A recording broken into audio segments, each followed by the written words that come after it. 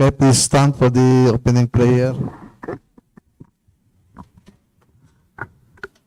Let us make the sign of our faith. Lord God, as we begin our activity this afternoon, we ask your wisdom and guidance. Grant us clarity of thoughts so that our decisions may reflect your will and contribute to the greater good of all involved. Amen. Okay, good afternoon, everyone. Today is January 6, 2026. Welcome to the Bids and Awards Committee meeting of DPWH Regional Office 10 at Bulwa, Cagayan de Oro City. I am Joselito Roa, currently the BAC Chairman, presiding over this meeting. We will now request the head of the BAC Secretariat for the roll call and declaration of quorum. Again, good afternoon. I will present to you the composition of the Bids and Awards Committee, the Technical Working Group, and the Secretariat. Kindly acknowledge your presence if your name is called. Let's start with the Bids and Awards Committee. Engineer Joselito Iroa as our chairman. Present. Engineer Virgin Ivy as our BAC vice chairman. And the members are Attorney Mary Therese Kizo, Attorney Chiki Tamala, and Engineer Liwag Picori. Considering that majority of the BAC members are present, I hereby declare these proceedings in quorum. The following are the technical working group. Engineer Maribel Montisa as our head. Engineer Attorney Saivan Valendes. Attorney Risa Madali Janal. And Engineer Trina Faith Sasahik. And the secretariat are as follows. Yours truly, Engineer Alma Brigana as acting head. And the members are Engineer Jiver Vargas and Gladys Abarabar. We also acknowledge the presence of our presenters of this pre-bid conference from the Planning and Design Division. Sir. That's all, sir. Okay, thank you, Engineer Abrigana. The BAC and Awards Committee being in quorum, I will now call this meeting to order. Our agenda for today is the following. We have the pre-bid conference of 6 civil works projects under the following. Contract ID number 26K00001. Widening of permanent bridges, Maradugao Bridge, B01445 MN along Maramag, Maradugao Road, Phase 2, with an ABC of 49,104,217 pesos and 86 centavos. Contract ID number 26K00002. Retrofitting, strengthening of permanent bridges, Pogaan Bridge, B02091 MN along Marawi, Pogaan National Road, with an ABC of 6,953,538 pesos and 19 centavos. Contract ID number 26K00003. Rehabilitation, major repair of permanent bridges, Karumatan Bridge, B01804 MN along Maharlika Highway, Malabang to Bliston, Tukuran Road, Phase 2, with an ABC of 8,053,739 pesos and 51 centavos. Contract ID number 26K00004. Rehabilitation, major repair of permanent bridges, Irapas Bridge, B02116 MN along Marawi, Malabang Road, with an ABC of 6,281,266 pesos and 64 centavos. Contract ID number 26K00005. Rehabilitation, major repair of permanent bridges, Maligo Bridge, B02117 MN along Marawi, Malabang Road, with an ABC of 5,645,727 pesos and 61 centavos. And contract ID number 26K00006. Retrofitting, strengthening of permanent bridges, Sigayan Bridge, B02060 MN along Marawi, Masyo Road, with an ABC of 8,164,432 pesos and 91 centavos. We will now request the resource persons from the Planning and Design Division for the presentation and discussion of these projects.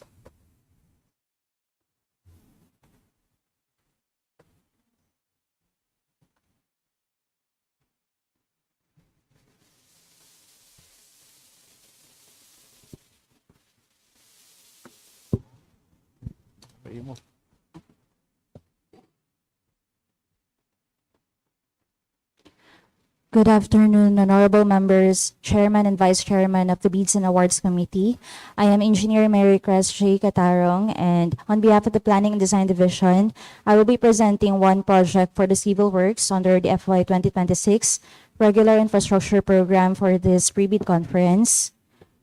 For the contract ID number 26K 00001 with the project title 001 Ensure Safe and Reliable National Road System, Widening of Permanent Bridges, Maradugaw Bridge, B01445MN along Maramag-Maradugaw Road, Phase 2. Scope of work, CW1 Widening of Bridge. Project location, Kalilangan, Bukidnon. Source of fund, FY 2026 based on General Appropriations Act, with a contract duration of 270 calendar days or 9 months including Sundays, national holidays, and minimum rainy days.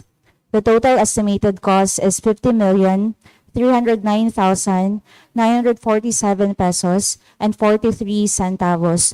The actual approved budget for the contract is 48,608,644 pesos and 86 centavos.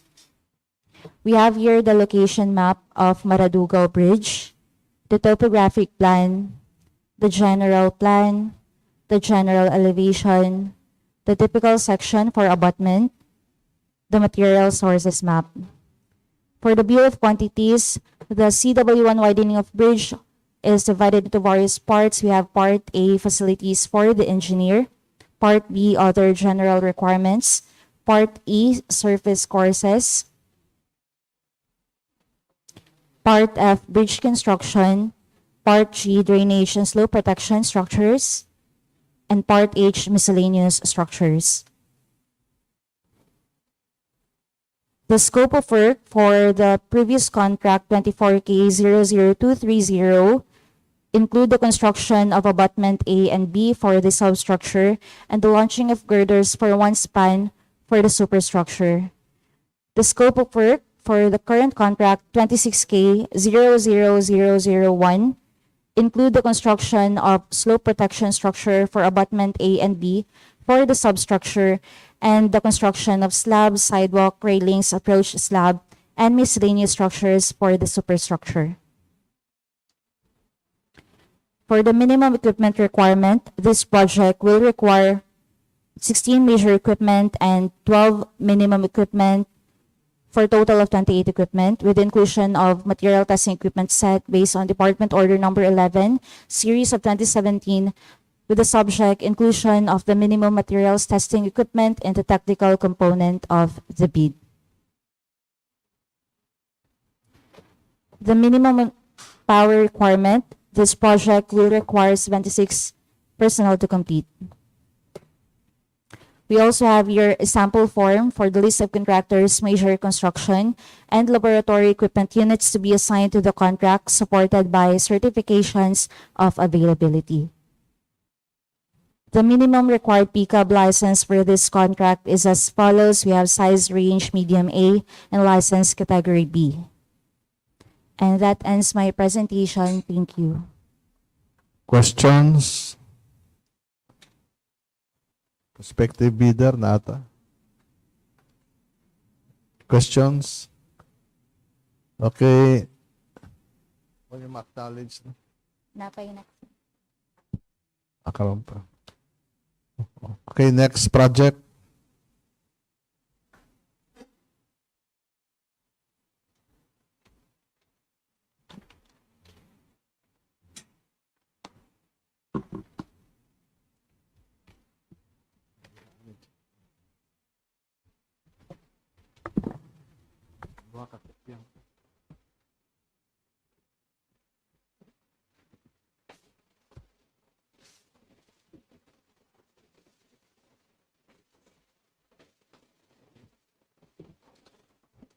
Good afternoon, everyone.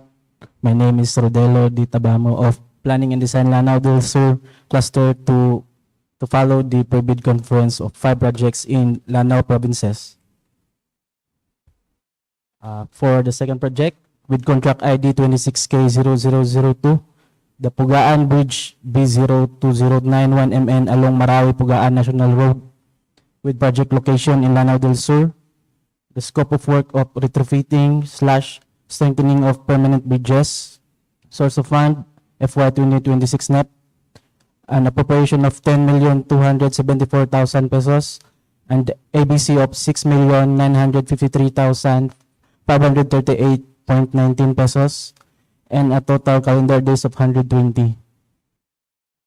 Note, no geotechnical data needed. Shown is a derivation of the calendar days based on the DO 71 series of 2013 in reference to the DO number 44 series of 2012. Shown is the location plan, the general plan, the general elevation, and the bridge defects.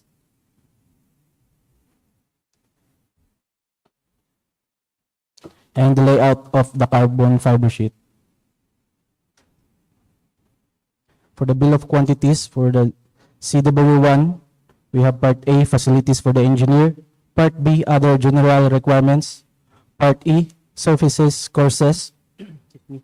Part F, bridge construction. Part H, miscellaneous structures. Shown is the quarry source map.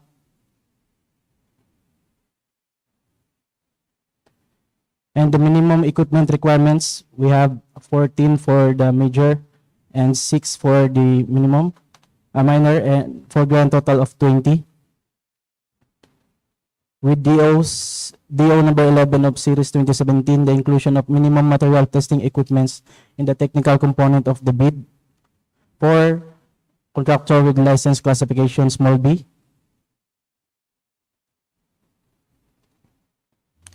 For the manpower requirements, a total of 34 personnel.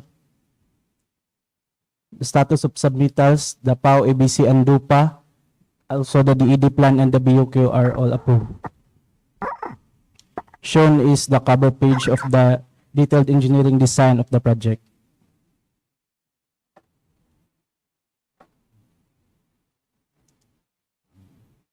Question.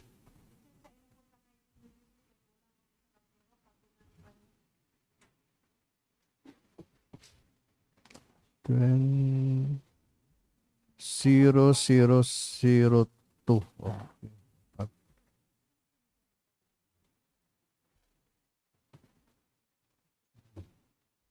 Sunod. Questions?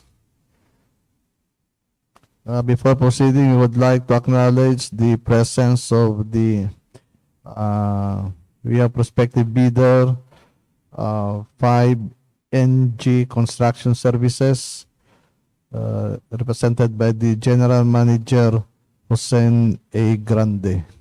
Okay, thank you for coming, sir. Okay, next project. To continue with contract ID 26K00003, the Karumatan Bridge B01804MN along Maharlika Highway, Malabang Doblestone, Tukuran Road, Phase 2. Project location in Lanao del Norte. Scope of work, retrofitting and strengthening of permanent bridges.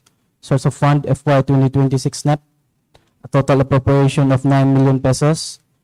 An ABC of 8,676,045.35 pesos. And a total of 120 calendar days. Also, no geotechnical data needed.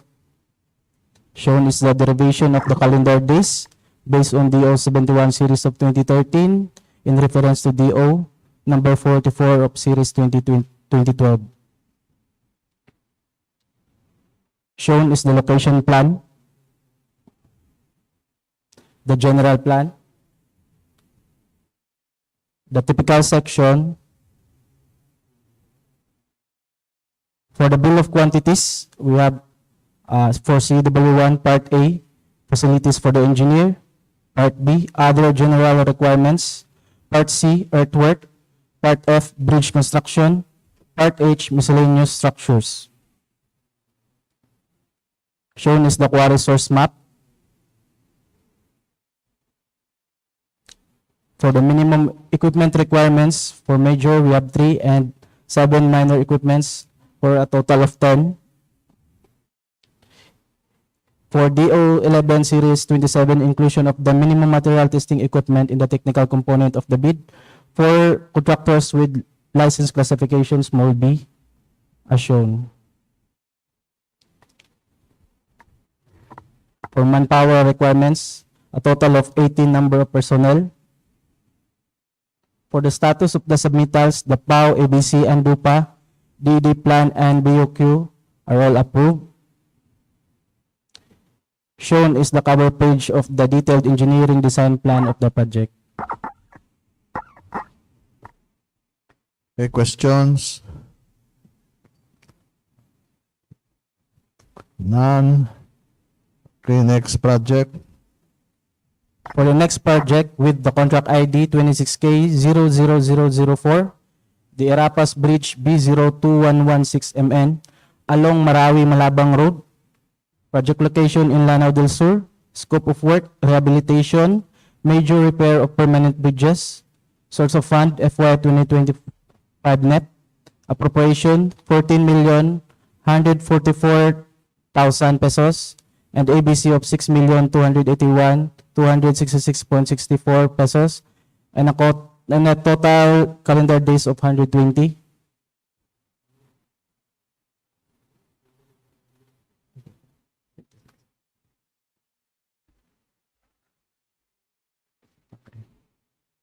Okay. No geotechnical data needed. Shown is the derivation of calendar days.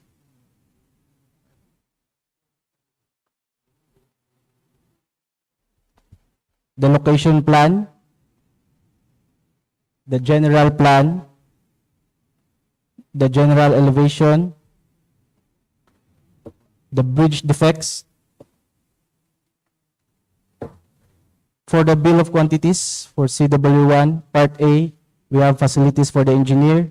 Part B, other general requirements. Part C, earthwork. Part E, surfaces courses. Part F, bridge construction. Part G, drainage and slope protection structures. Part H, miscellaneous structures. Shown is the quarry source map. For the minimum equipment requirements, we have 15 for major and 9 for minor, a total of 24. For DO11 series of 2017, inclusion of the minimum material testing equipment in the technical component of the bid for contractors with license classification small b, as shown. For the manpower requirements, a total of 46 number of personnel.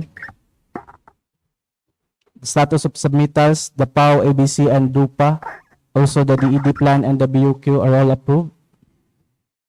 And shown is the approved cover page of the detailed engineering design plan.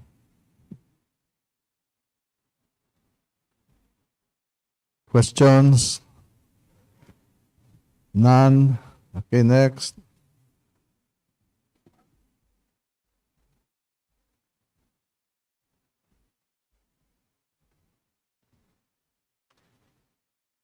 Next project with contract ID 26K00005, the Maligo Bridge B02117MN along Marawi-Malabang Road with project location in Lanao del Sur.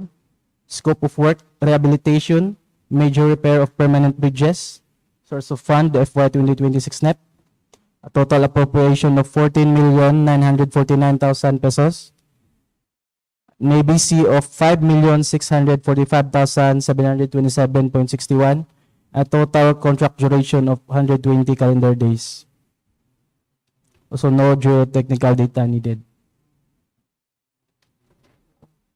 Shown is the derivation of the calendar days based on DO71 series of 17. in reference to the 044 of Series 2012. Shown is the location plan, the general plan, the general elevation, the bridge defects.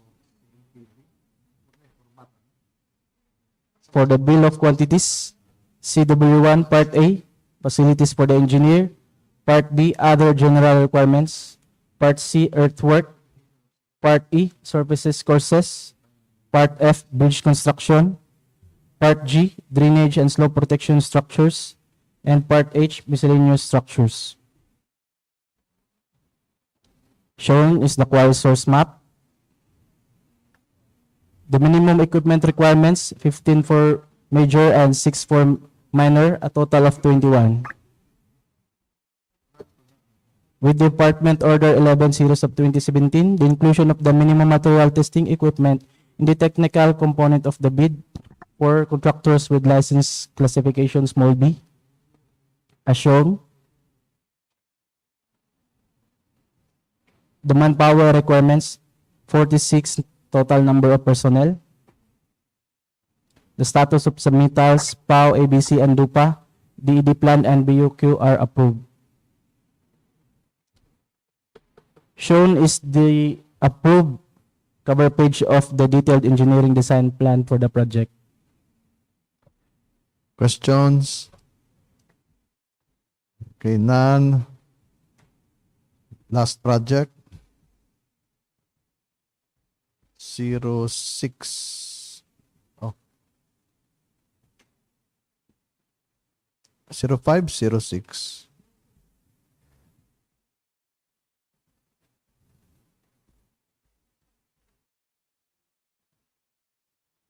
Okay, for the last project with contract ID 26K00006, the Sigayan Bridge B02060MN along Marawi Masyo Road. The project location, Lanao del Sur. The scope of work, retrofitting and strengthening of permanent bridges. Source of fund, the FY 2026 net. A total appropriation of 9,221,000 an ABC of 8,438,985.47 pesos, and a total contract duration of 120 calendar days. Also, no geotechnical data needed. Shown is the derivation of calendar days based on DO 71 series of 2013 in reference to DO number 44 series 2012. The location plan, the general plan, the general elevation, and the bridge defects. Shown is the layout for carbon fiber sheet and plate. For the bill of quantities, the Part A, facilities for the engineer. Part B, other general requirements. Part E, services courses. Part F, bridge construction. And Part H, miscellaneous structures. Shown is the quarry source map. The minimum equipment requirements, total of 15 for major and 6 for minor, a grand total of 21. With the Department Order 11 Series of 2017, inclusion of the minimum material testing equipment in the technical component of the bid for contractors with license classification small b, as shown. For the manpower requirements, a total of 34 number of personnel. For the status of submittals, the PAO, ABC, and DUPA, as well as the DED plan and the BUQ are all approved. And lastly, shown is the approved cover page of the detailed engineering design plan for the project. That would be all. Thank you. The approved budget for the contract, i-check, please check. Kaya wala mo tali din isang approved budget for the contract nimo. ABC. Oh.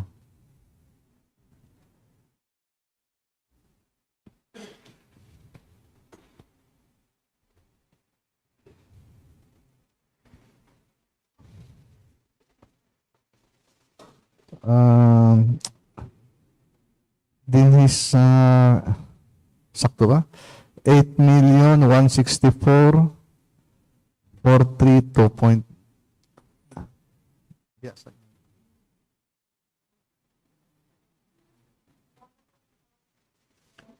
Kini din eh. So, sayop na siya.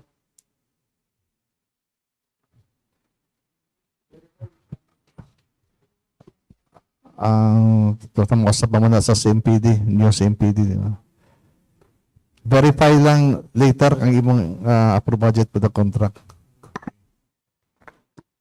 Okay, thank you, Engineer Tabamo. We will now request the back secretariat to please present the checklist for the bidding requirements.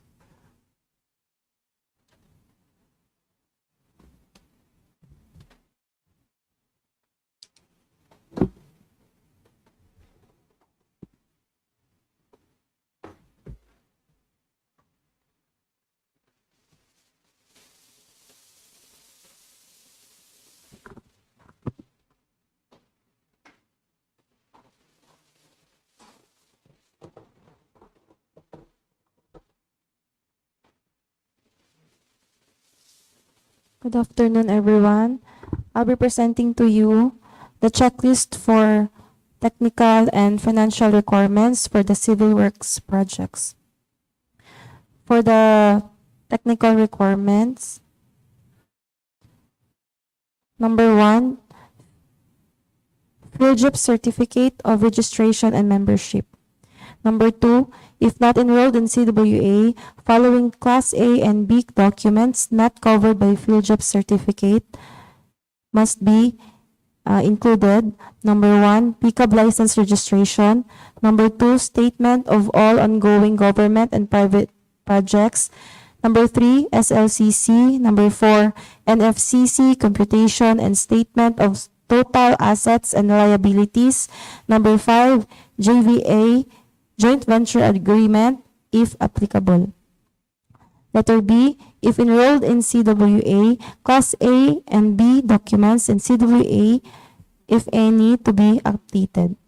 Number 3, latest general information sheet or GIS reflecting the beneficial ownership information duly received by the Securities and Exchange Commission (SEC) for corporations. Number 4, bid security in the prescribed form, amount, and validity period. The acceptable forms are cash, cashier's check, manager's check, issued by the universal or commercial bank with 2% of ABC. Second is the bank draft guarantee or irrevocable letter of credit issued by the universal or commercial bank if issued by a foreign bank confirmed or authenticated by a universal or commercial bank with 2% of ABC. Third is surety bond callable upon demand issued by a surety or insurance company duly certified by the Insurance Commission as authorized to issue such security with 5% of ABC.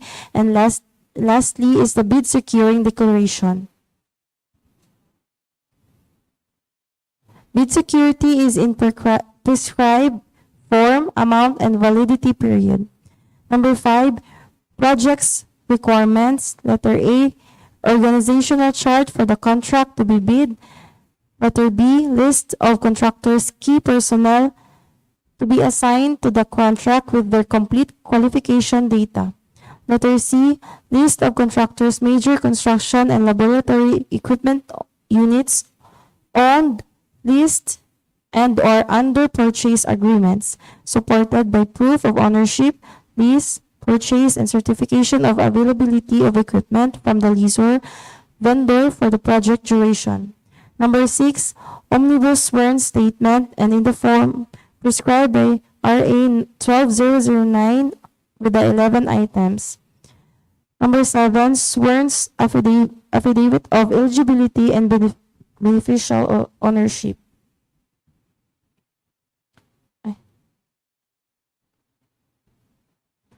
For the financial requirement, number 1, bid form. Number 2, bid prices and the bill of quantities. 3. Detailed estimates including a summary sheet indicating the unit prices of construction materials, labor rates, and equipment rentals used in coming up with a bid. Number 4, quarterly, monthly cash flow and payment schedule. Please be note that for technical and financial requirements, any missing, incomplete, or patently insufficient document in the above-mentioned checklist is a ground for outright rejection of the bid. That's all, sir. Thank you, Engineer Vargas. Any questions from prospective bidders? Okay, for these 6 projects, the receipt of bids will be on January 20, 2026 until 10 a.m. And the opening of bids will be on January 20, 2026, 10 a.m. Venue, 5th floor, bidding room, DPWH Regional Office Number 10, multi-story building, Bulwa, Cagayan de Oro City. If you have further questions, you may visit the Procurement Office of DPWH Regional Office 10 at Bulwa, Cagayan de Oro City. This ends the pre-bid conference. Any motion to adjourn this meeting? As moved and seconded, this pre-bid conference is now adjourned.